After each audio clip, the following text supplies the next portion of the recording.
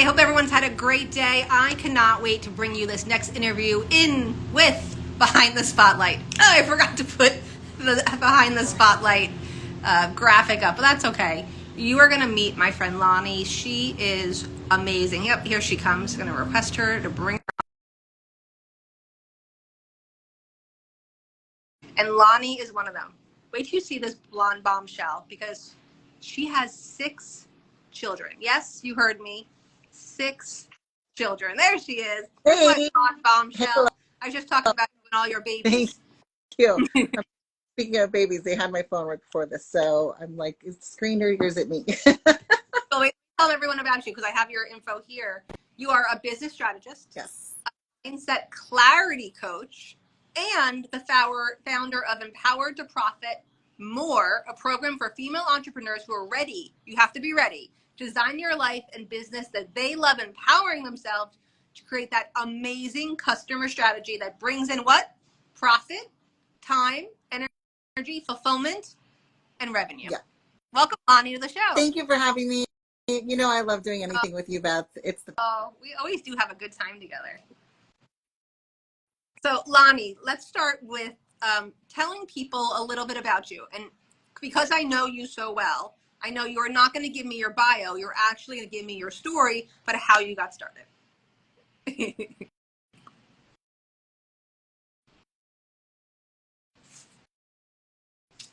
So, as Instagram cooperates.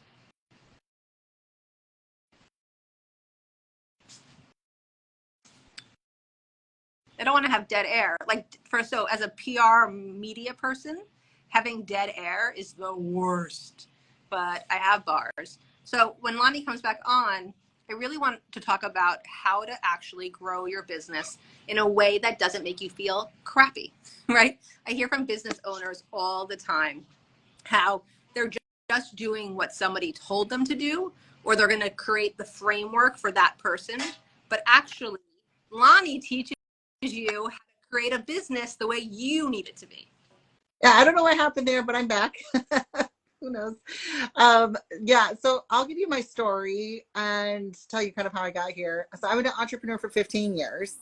I started some businesses when I was younger. My very first business and business plan I ever made, I didn't really know what I was doing. I was 15 years old.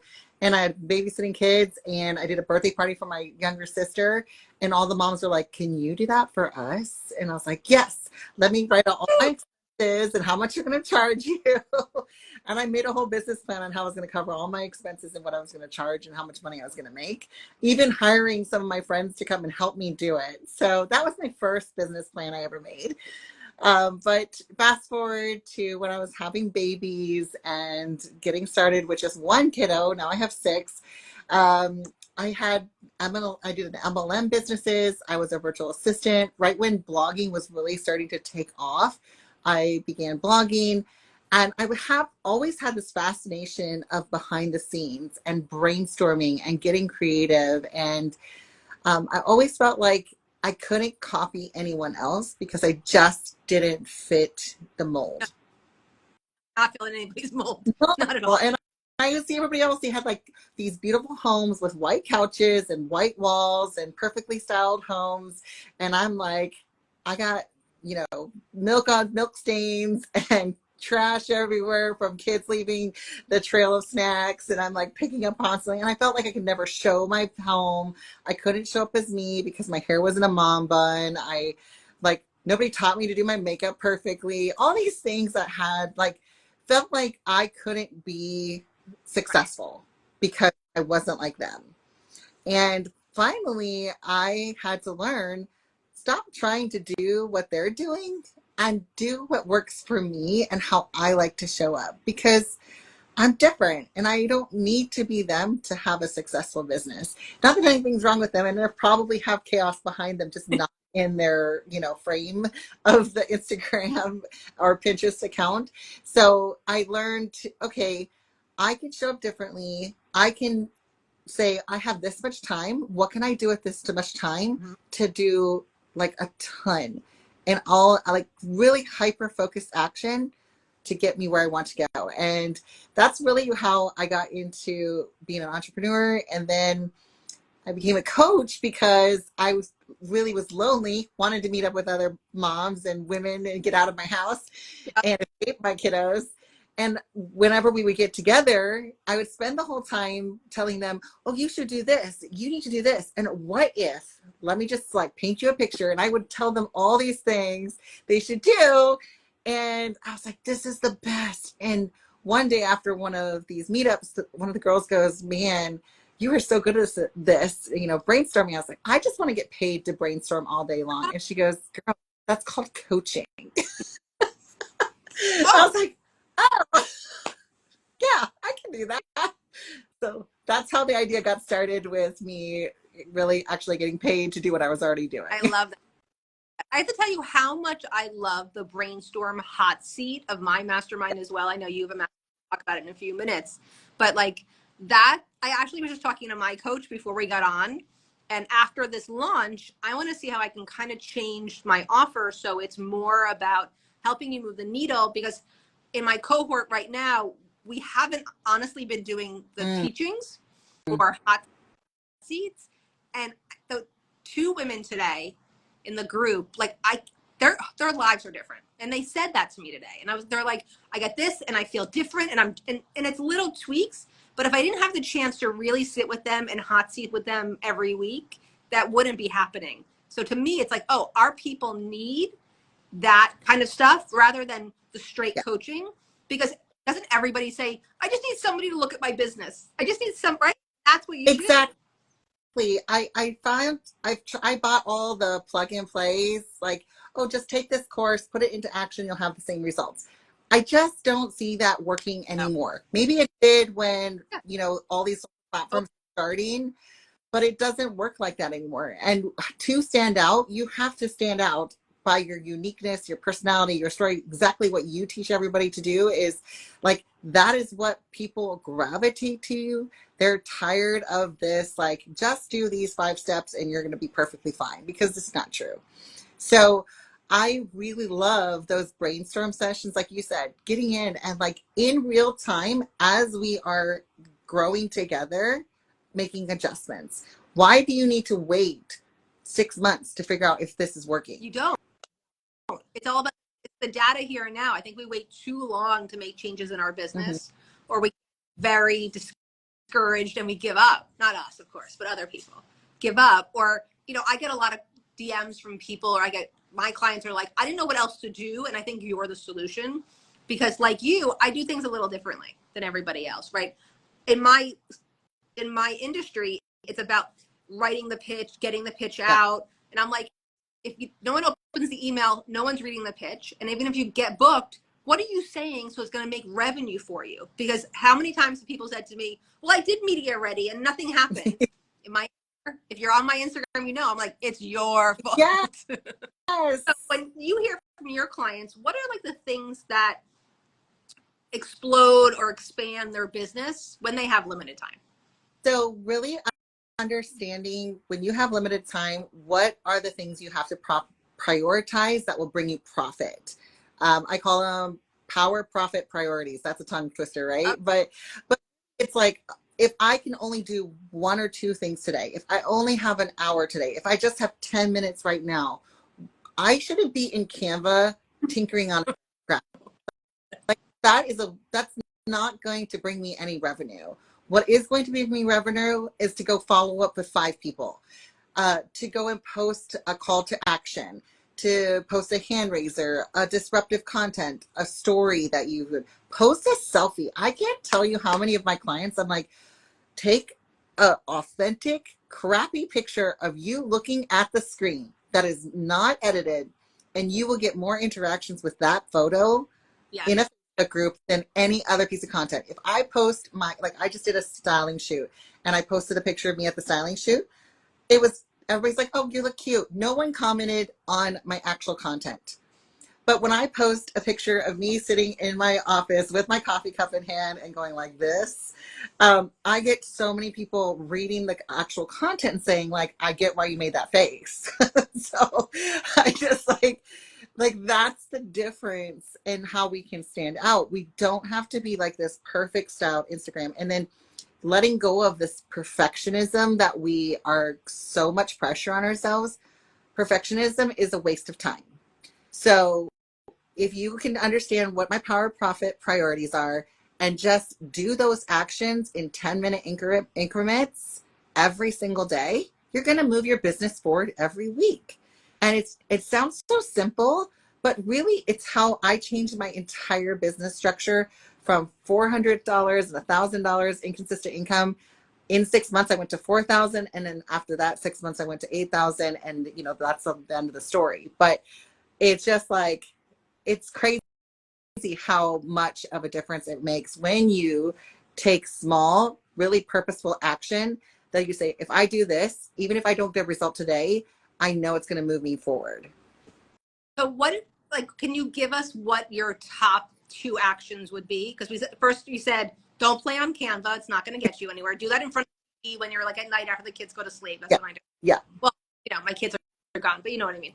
But because I find that for me lately, I'm like, oh, I'm going to get this done, this done, and this done, but I'm not actually looking at how long it takes, and I'm not getting all those things done. So I'm working later, and for me, that's fine because I don't have kids home. My kids are in college. But for somebody who wants to work with you, which probably does have their kids home, what are So one of the first steps I do before we get into the nitty gritty of your business is to break down when you have a task, you're like, this is really important to my business to move it forward. So let's say, I would say number 1, always be every day talking to your community. So pick one place. You want to pick a Facebook group. You want to pick your Instagram. You want to pick somebody else's Facebook group. I'm serious. That's what I did when I first started business coaching. I picked somebody else's Facebook group and I showed up there every day. And so it doesn't have to necessarily be your community. It's just where your people are hanging out. Go talk to them and engage. Set a timer for 10 minutes and engage for 10 minutes. Like, that is the simplest action I can tell you to do. And I do that still every single day. My business is way surpassed the $8,000 a month, right? So don't negate those small actions. Also, if there's something like, okay, my email list is really important to growing my sales and nurturing my audience. Okay, if I'm going to put an email out, I don't have an hour to write a full email, schedule it, make it look all great. What if I broke that email up into 3 or 4 different 10 to 15 minute actions? So maybe on Monday I have 10 minutes.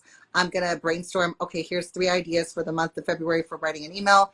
I write a quick outline. The next time, 10 minutes, another 10 minutes, I'm going to write the subject and put in my little emojis, schedule it, go. Like, you can break your task up into small actions so that you still are really prioritizing, hey, just because I didn't have an hour to sit down and do my whole email today, I got a piece of it done so it can get scheduled another day. You've told me this 10-minute strategy before, and when I do it, it actually works, right? So, and everyone that's listening, we have a lot of people on. I'd love to ask everyone that's watching a question, like, do you actually break down your tasks and time limit, or look at the time? Because that's something that I don't think so whoever's watching, please answer in the comments, because I don't think that's something I ever did before I met you. Yeah. It's something that's really smart, and it's something that everyone should know. So listen to Lani. She's very well, so 2 things I want to point out to you. 1, set a timer so that you stay on track. You say, okay, this should take me 20 minutes. Set a timer so you don't get distracted. I can take a 10-minute task and turn it into an hour. Good at that. And also another trick I've learned is to, when I'm setting up my week in the beginning, I will look at it and say, okay, I see a lot of really like brain heavy tasks. I'm going to do those when I have a lot of energy, not when I'm dying at 2 p.m. because the kids after me up, right? So, yeah, totally. So if you can organize your tasks, like, oh, I have 10 minutes. Am I feeling good energy? I'm going to do a high energy task in this 10 minutes, and I'm going to be much more efficient than if I waited until late at night. Like Lauren just said, tasks expand based on the time you give them. Exactly. Smart. And hopefully, Lani, you're taking this as content that you can go put on your social next week, because that's how my brain works. I'd love you to talk, because what I'm thinking is, as people are doing this and you're talking about all the tasks that need to get done, that's when the overwhelm creeps in. Yes. How do you combat the overwhelm, or somebody who like keeps everything in their head, which a lot of my clients start to do when I hit them? but to plan out your week, because I know you have a good strategy for that too. I do. And I say you got to get it out of your head, because the brain power you're using up just to keep track of the list is doing two things. One, it's keeping you from being able to really focus on what you need to do. And two, you're also you're telling your brain, by not actually organizing it on what's important, that everything is important all at the same time. Oh, And okay. when everything is important, nothing's important. It just, this is truth, right? So, and also we have this pattern, because I'm constantly rolling things over to the next day, the next day, the next day, and never accomplishing anything. My brain also doesn't trust me to do anything. So my subconscious is literally showing up and saying, don't forget this, don't forget this, don't forget this. And it's like, that's not really important. But my brain is also like, it will be at some point in the future. And I must remind you every day, because you don't do these things. So we as like this culture, because we have so much going on, and especially as moms, we have not just our business tasks, but our kids, dentist appointments, and homework. I mean, like, the list is forever. So I was overwhelmed and fatigued, my brain fatigue was strong. So I had someone introduce me to Trello, which is a project management system. Fortnite uses it, so you can be a cool mom. I cannot use Trello. It's not for everyone. It's not. I can't see it. But my VA uses it for my business, and it's changed the way that she helps me. Yeah. So I'm not for me, because I just can't do it.